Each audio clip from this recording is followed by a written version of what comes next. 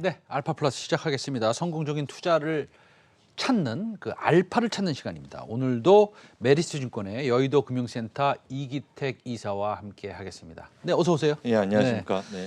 자, 그 3,300에서 조금 밀리고 있어요. 예. 네, 그러나 뭐 우리가 크게 지금이 위험한 장이다라고 또 생각은 또 많이 안 들어요, 그렇죠? 예, 왜냐하면 지수는 올라왔는데 밸류는 싸니까 아직. 예, 그래서 이제 지수로만 놓고 봤을 때는 뭐 사실 뭐 상당히 위협적으로 볼 수도 있겠지만 네. 밸류적으로 봤을 땐 네. 아직도 갈려진 남아있다. 실적 전망치가 상당히 우상향되고 있다, 그렇게 볼 수가 있겠습니다. 알겠습니다. 그러면 우리가 좀 조정도 좀 받고 네. 그 대신 실적은 2분기에 네. 좀 잘 나오고 3분기에도 잘 나올 수 있는 네. 업종을 좀 지금이라도 좀 골라 좀 봤으면 좋겠는데 우리 이사님 그 최근에 눈여겨보고 있는 업종이 있으십니까? 예, 오늘은 이제 기대감이 있었다가 그게 좀 사그라들면서 원래 실적은 호실적을 보일 것으로 보여지는데 기대감이 노출이 되면서 거기에서 이제 차익 실현 매물이 나와서 다시 한번 2분기 실적에 대한 기대를 할 수 있는 업종을 좀 들고 나와봤는데요. 제가 누누이 말씀드렸던 K뷰티 관련된 화장품 이야기를 좀 드리고 싶습니다. 작년 하반기 그리고 연초까지는 색조 화장보단 기초 화장 쪽에서 말씀을 좀 많이 드렸고 오프라인보단 온라인 쪽에서 판매가 두드러진 회사들을 좀 말씀을 드렸는데 이제는 색조를 좀 해도 된다라는 이야기를 지지난달서부터 좀 말씀을 드리고 있는데 언론 보도자를 먼저 보고 그 다음에 이제 점차적으로 왜 이쪽 시장이 구조적으로 성장하는지를 좀 말씀을 드릴까 합니다. 제가 누누이 이제 구조적인 성장 속에서 뉴스에서는 좀 힌트가 좀 들어 있어서 이런 말씀을 드리는데요.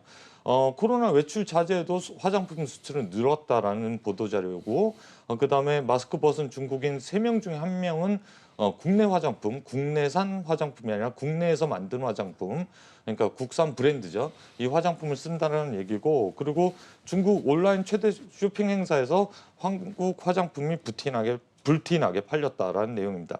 다음 장표가 중요한 장표인데요.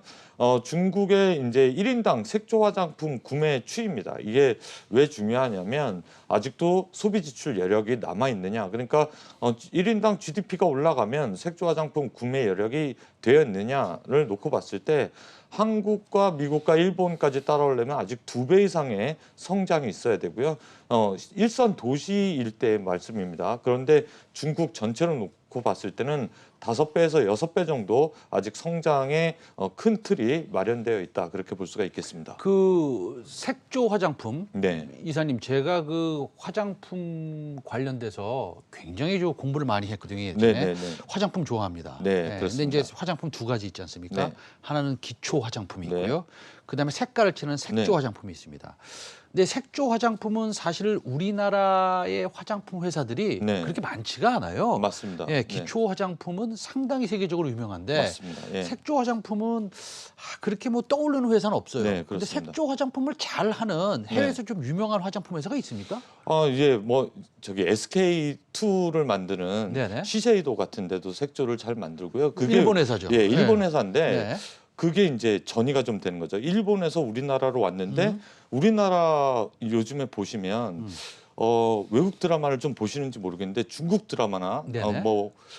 외국 드라마나 영화를 좀 보면 우리나라 분 같은데라는 생각이 좀 들 정도로 여성들의 화장의 미의 기준이 우리나라 걸그룹처럼 변해가고 있는 모습들이 그렇죠. 있어서 일본에서 우리나라로 온 게 우리나라에서 이제 중국으로 건너가고 아시아, 동남아시아 쪽으로 넘어가는 모습들이 좀 나타나는 게 미의 기준이 우리나라 국내 여성 아이돌이나 영화 배우들 같은 분으로 좀 많이 변화가 됐다라는 부분이고요.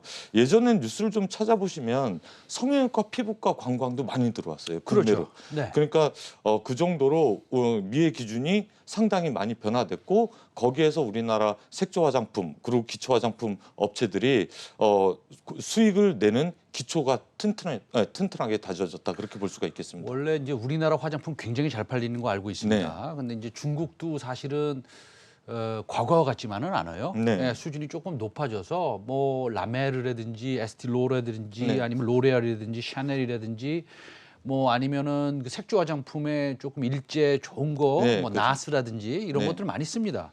근데 우리나라도 색조 화장품에서 조금 경쟁력 있는 회사가 있나 보죠? 있죠. ODM 하는 회사는 글로벌 넘버원인 아시겠지만 코스맥스라는 네네. 회사가 네.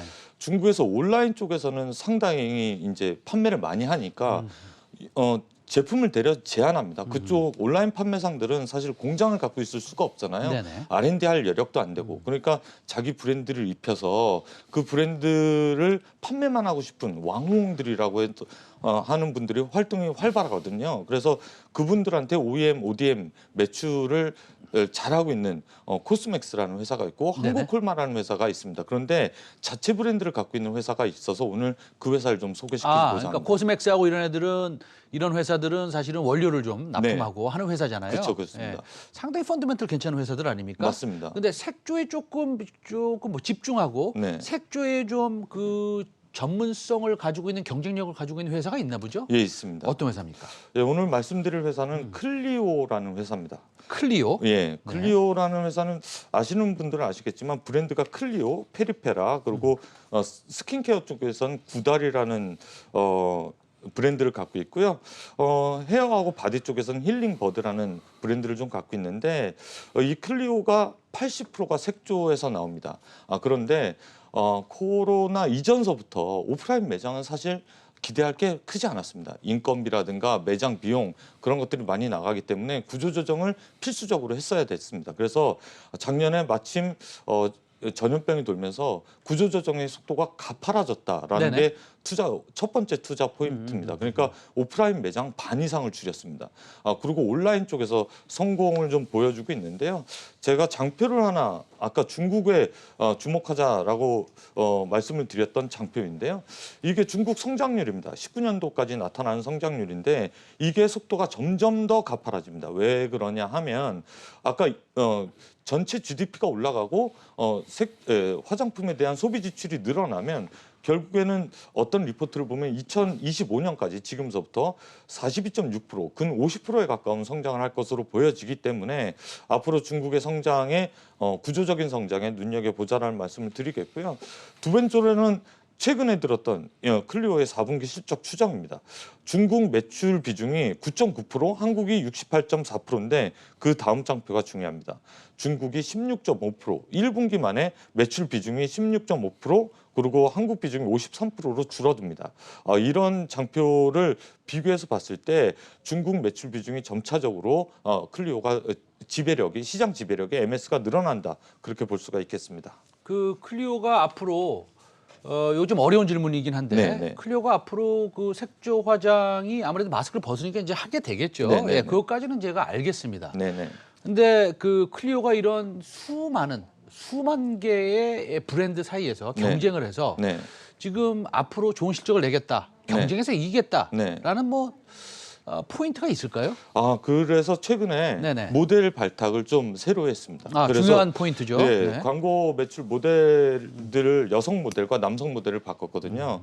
이러한 모델 바꿈과 마케팅 능력을 좀 더 강화하려고 하고요. 두 번째로는 이제 앞으로 여행을 하게 되면 면세점이 크지 않을까라는 데 주목을 좀 해야 됩니다. 네. 그동안 우리는 면세점이 꽝이었잖아요. 네네. 그런데 그동안 그 따이공들에 의한 매출은 마진이 면세점에서도 6% 정도뿐이 안 되는 박한 마진이었거든요. 근데 개인들 상대로 한 면세점 매출과 이익을 따져보면 그거 3배에 가까운 이익이 나는 부분이기 때문에 앞으로 여행이 재개가 된다라고 하면 면세점도 좋지만 브랜드를 갖고 있는 브랜드력 있는 클리오 같은 이런 업체도 좋을 것이다. 그렇게 볼 수가 있겠습니다. 알겠습니다. 지금 뭐 화면이 나오네요. 네. 근데 이제 그 바꿨나 봐요, 모델들을? 네, 모델들을 작년 말 연초에 바꿨습니다. 알겠습니다. 자, 그러면 이런 그 색조 화장품 회사, 네. 성장하는 색조 화장품 회사는 밸류에이션을 어느 정도 줘야지 적절하다고 보십니까? 좋으신 질문입니다. 네. 글로벌리하게 이제 로레알이 한 35배 정도 받고 네. 있는 게 기준이 되고요. 네. 실적이 조금 안 좋아졌던 우리나라 이제 아모레 같은 경우가 한 40배 정도 받습니다. 네네. 그러니까 중소형 종목은 아무래도 밸류에이션이 떨어집니다. 왜냐하면 방금 전에 말씀드렸던 리스크 요인들이 있기 때문에 그런데요. 그렇다고 하더라도 지금 현재 클리오는 20배에서 25배 구간에 머물러 있고 내년도 실적 추정을 갖다 대면 한 20배도 안 되는 19배 정도입니다. 그러니까 뭐 평균치 30배 정도만 받는다라고 하더라도 주가 상승 여력은 한 50% 정도 나올 것으로 보여지고 30배 적용 시 목표 주가가 35,000원까지 나오는데 오늘은 좀 목표 주가와 그 손절가는 약간 보수적으로 29,000원 그리고 손절가는 22,000원 제시드리겠고요. 추후에 29,000원 한번 제가 말씀드리자마자 도달하는 적이 있어서 6.18 기대 때문에 올라갔던 폭이 좀 수그러들었다. 네. 그리고 델타 변이 확산에 대해서 뭐 색조 화장이라든가 화장품 주가가 좀 조정이 나오면 매수해야 될 좋은 시기가 왔다 그렇게 볼 수가 있겠습니다. 알겠습니다. 지금까지 메리츠증권 여의도 금융센터 이기택 이사였습니다. 오늘 말씀 감사합니다. 수고하셨습니다. 네.